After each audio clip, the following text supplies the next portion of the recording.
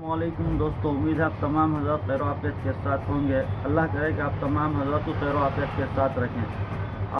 दिल्ली के मुस्तफाबाद से एक बड़ी खबर निकल कर आ रही है कि कल एनआई की टीम ने रात के 12 बजे मदरसों पर छापेमारी की है।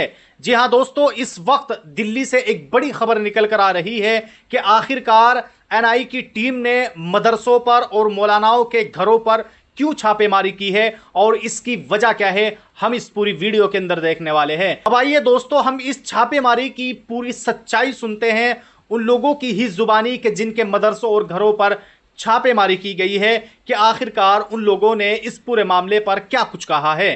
दोस्तों, हिंदुस्तान लाइव टीवी के सहाफी फरहान याह्या इन लोगों के घर पहुंचते हैं और जब उनसे पूरे मामले की जानकारी लेते हैं तो बात कुछ और ही निकलती है कि जिसे सुनने के बाद आप लोग भी हैरान रह जाएंगे। तो आइए दोस्तों, उन लोगों की ही जुबानी सुन लेते हैं। आपके यहाँ एनआईए की जो रेड हुई, तो क्यों एनआईए के लोग आपके यहाँ पहुंचे? आपके क्या किसी से कोई लिंक्स थे या क्या इनपुट इनको मिला था? आपके यहाँ से बरामद क्या हुआ? एक बार मुझे पूरी बात बता दें, मीडिया में जो कुछ चल रहा है उसको लेकर।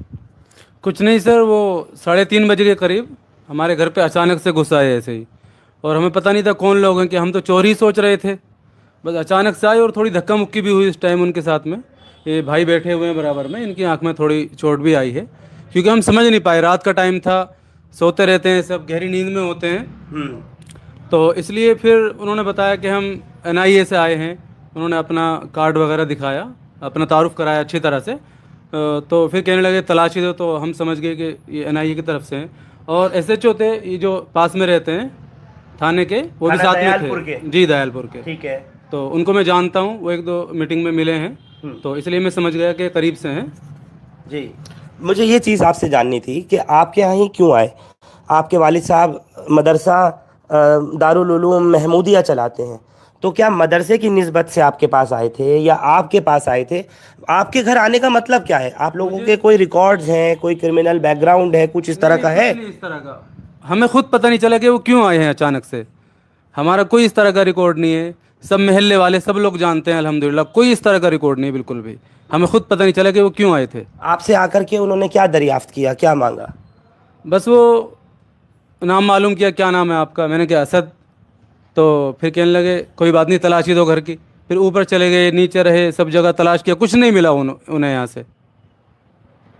आपके यहाँ से कुछ लेकर के भी गए हैं? नहीं नहीं, कुछ लेकर के नहीं। कई घंटे तलाशी की, कई घंटे तलाशी ली, तो कुछ नहीं मिला यहाँ से।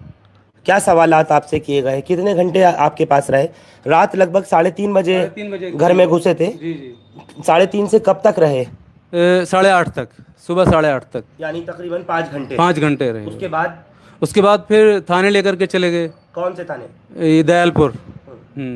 वहाँ ले जा कर के भी सवालात किए। वहाँ किसने सवालात किए आपसे? वहाँ इन्होंने ही सवालात किए थे, जो एनआईए की टीम थी। हाँ, इन सब ने सवालात किए थे। क्या पूछ रहे थे? बस पूछ रहे थे कि कहाँ कहाँ सफ़र होता है आपका, कहाँ कहाँ तुम गए, कहाँ कहाँ आपकी दवाई जाती है। उन्होंने बहुत अच्छी तरीके से हमारे साथ बर्ताव किया, कुछ गाली नहीं दी उन्होंने हमें। हाँ, बहुत अच्छी तरह से हमारे साथ बर्ताव किया उन्होंने। कोई मारपीट नहीं? कोई मारपीट नहीं, हाँ कुछ नहीं। लेकिन जो चैनल्स में या अखबार की हम बात करें तो उसमें ये बताया जा रहा है कि कई सारी चीज़ें बरामद हुई हैं, कई जगह रेड हुई है। हालांकि रेड तो सिर्फ दिल्ली में नहीं बल्कि 5-6 स्टेट्स में हुई है, 20-25 जगहों पर रेड हुई है। यहाँ तो मैं अगर कहूँ तो वज़ीराबाद गली नंबर संगम विहार गली नंबर 9 में वहाँ भी रेड हुई। जैसे मैंने अभी बताया अपने दर्शकों को, मुफ्ती वसीम कासमी के यहाँ से, उनके यहाँ से लैपटॉप मोबाइल वगैरह लिया। हालांकि उनको भी कोई गिरफ़्तार करके लेके नहीं गया। हाँ, हमारे यहाँ से तो कुछ उनको मिला ही नहीं। वो काफ़ी घंटे ढूंढते रहे, किताबें देखते रहे, वो कुछ मिला ही नहीं उनको। किस तरह की किताबें आपके यहाँ? सब मजहबी किताबें हैं, सब कुरान शरीफ है, हदीस की किताबें हैं। मदरसे की? जी, मदरसे की जो किताबें होती हैं, उर्दू की किताबें हैं। आपको क्या उन्होंने बुलाया भी है या इन्वेस्टिगेशन में कोई ज्वाइन करने के लिए कहा है आपको कुछ? हाँ, मोबाइल लेकर के गए हैं मेरा वो, और वो 14 तारीख को बुलाया उन्होंने फिर ऑफिस में, एनआईए के ऑफिस। जी जी। कहाँ बुलाया है? एनआईए का ऑफिस है, लोधी रोड पे बताया था उन्होंने, तो वहाँ बुलाया। तो 5 घंटे आपके घर पर रहे और आप लगभग 5 घंटे थाने में रहे।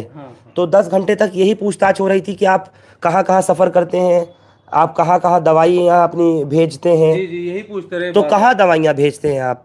मैंने बता दिया उनको कि पोस्ट ऑफिस बराबर में है, बिल्कुल सारा रिकॉर्ड मेरे पास है, कहाँ कहाँ मैं दवाई भेजता हूँ, क्या मोबाइल नंबर, उनका एड्रेस, सब कुछ मेरे पास है। तो पूछ रहे थे कि किस किस मुल्क सफ़र किया तुमने, कहाँ कहाँ किस किस मुल्क दवाई भेजी, तो मैंने बता दिया सऊदी अरब, और जहाँ जहाँ भी दवाई जाती है पोस्ट ऑफिस बराबर में, वहाँ जा कर के तहकीक कर सकते हैं। मतलब फिर परेशान क्यों किया आपको, मैं समझ नहीं पाया। आपके यहाँ से क्या लिंक मिला था, या किसी ने कोई किसी का नाम कुछ उन्होंने बताया, या किसी का नाम पूछा आपसे? नहीं नहीं नहीं, कुछ नहीं पूछा, कुछ बताया ही नहीं उन्होंने जी। ऐसे ही बेवजह परेशान करने आ गए। आप बताइए मुझे, आप घर में थे उस टाइम? थोड़ा आगे आइए। हाँ, बताइए क्या नाम है आपका? मेरा नाम मोहम्मद अहमद है, मैं मुफ्ती असद का बड़ा भाई हूँ। वो 3:30 बजे अचानक घर में घुसे हैं और गेट तोड़ करके, उन्होंने इतना भी मौका नहीं दिया कि गेट खोला जाए। वो गेट तोड़ करके अंदर घुसे और उसकी धक्का मुक्की में मेरे आँख में चोट भी लगी है हल्की फुल्की, जिससे मुझे बड़ी परेशानी भी हुई। और वो अचानक, हमें तो ऐसा लगा कि कोई चोर आ गया है, कोई लूटने के लिए आ गया मकान हमारा। तो लेकिन इतने में ही जो है, जो एनआईए के डीवाईएसपी थे, उन्होंने बताया कि मैं एनआईए से हूं और हम आपकी इन्वेस्टिगेशन करने आए हैं, सर्च करने के लिए आए हैं, हमें कोई इन्फॉर्मेशन मिली है कि यहाँ कुछ गलत हो रहा है। लेकिन जब हमें पता चला वो एनआईए के ऑफिसर हैं और साथ में एसएचओ थे जो हमारे दयालपुर के अतुल त्यागी साहब हैं, मैं उनको पहचानता हूँ। मैंने उनसे कहा कि मैं तो आपको जानता हूँ। तो उन्होंने कहा कि आप बेफिक्र रहें, हम आपको कुछ नहीं कहेंगे, बस जो ये करें उनको कोऑपरेट करो। हमने उनको अच्छे से कोऑपरेट किया। शुरू में जब वो एंटर हुए दरवाज़ा तोड़ के, जब उनसे थोड़ी धक्का मुक्की हुई, लेकिन बाद में वो जो एनआईए के ऑफिसर्स थे उनसे बड़ी अच्छी हमारी बात हुई और वो बहुत आराम से हमसे बातचीत भी करें। हमारे बच्चों से भी कोई उन्होंने परेशान नहीं किया और हमें भी कोई परेशान नहीं किया। लेकिन उन्होंने पूरे घर की तलाशी ली अच्छी तरीके से, हर चीज़ उन्होंने देखी, हमारे लॉकअप वगैरह देखे, हमारी जो अलमीरा हैं किताबों की उनको चेक किया है कि किताब उन्होंने खोल करके देखी, लेकिन उनको कुछ ऐसा हाथ नहीं लगा जिसकी वजह से फिर। नहीं, हाथ नहीं लगा का क्या मतलब है? कुछ होता तो हाथ लगता ना। जी, घर में कुछ आप ऐसा था बता ही रहे हैं कि आपके यहाँ मदरसा चलता है, जी। आपके यहाँ से जो है वो मतब चलता हमारे वालिद साहब है ना? वो हकीम है। हमारा कम से कम ये समझ लीजिए 30 साल पुराना मतब है। हमारे वालिद साहब उसको चलाते हैं। क्लिनिक है मतलब? जी, क्लिनिक है, देसी दवाखाना। और मदरसा भी हमारा मुस्तफाबाद का बहुत पुराना मदरसा है। सब लोग उसकी क्लियरिटी जानते हैं। पूरे महल्ले में, पूरे इलाके में हमारा रिकॉर्ड है। कोई क्रिमिनल रिकॉर्ड हमारा नहीं है। उन लोगों ने आसपास से मालूमात भी की कि कैसे लोग हैं। कुछ चैनल वगैरह वाले आए, उन्होंने भी इधर उधर से थोड़ी पूछताछ की, तो उन्हें कोई ऐसी बात नहीं मिली जिससे हमारे रिकॉर्ड। लेकिन चैनल तो ये दिखा रहे हैं कि कुछ कहीं बरामदगी हुई है, या ये कि कुछ मिल गया है, वो क्या, वो कहाँ का दिखा रहे हैं? जितने भी चैनल्स हैं ये इस तरह की बातें बोल रहे हैं, वो बिल्कुल गलत बोल रहे हैं। ऐसा कुछ भी नहीं है, उनको कुछ नहीं मिला है। चूंकि घर में कुछ होता तो मिलता, तो उनको कुछ और होता तो आप फिर मेरे साथ नहीं बैठे होते, मुझे लग रहा है। अगर कुछ इस तरह की बात होती तो जाहिर है कि आपके जो वालिद इस वक्त बैठे हैं, या आप दोनों लोग, मुफ्ती असद भी और आपके ये भाई भी, मेरे साथ तो नहीं बैठे होते इस वक्त, तो गिरफ्तार हुए वो होते। तो उसके बाद 3:30 से 8:30 तक उनकी सर्चिंग चली घर में। और उसके बाद वो 8:30 के बाद थाने दयालपुर, मेरे भाई जो हैं छोटे मुफ्ती असद, उनको डिटेन करके ले गए दयालपुर थाना। फिर मैं भी साथ में वहाँ पहुँचा। वहाँ भी उन्होंने वही सवालात बार बार किए, क्या करते हो, कहाँ जाते हो, आपकी दवाइयाँ कहाँ कहाँ जाती हैं, सब चीज़ें उन्होंने मालूमात की।